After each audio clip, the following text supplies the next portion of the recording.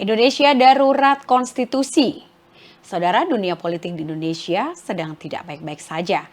Gelombang demo di DPR, KPU, dan MK akan berlangsung sejak tanggal 22 hingga 23 Agustus 2024. Tidak hanya itu saja, kata kunci peringatan darurat dan tagar kawal putusan MK juga merajai trending topik di berbagai media sosial.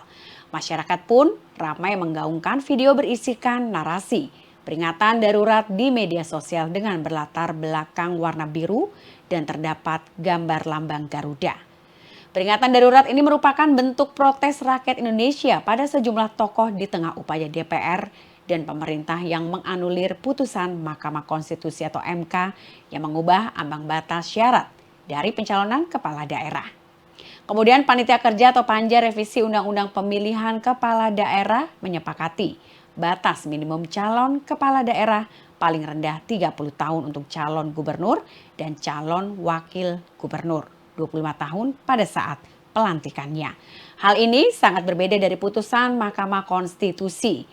Kemudian Wakil Ketua Balik DPR Ahmad Baidowi atau Awi menegaskan aturan itu yang disepakati.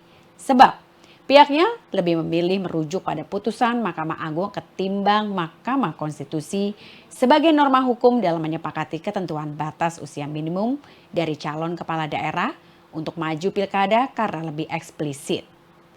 Dikala rakyat ramai menggaungkan peringatan darurat, Presiden Joko Widodo justru memberikan tanggapannya dengan sangat santai. Menurut Jokowi, putusan yang dikeluarkan oleh MK dan DPR merupakan bagian dari proses konstitusi yang biasa terjadi di Indonesia.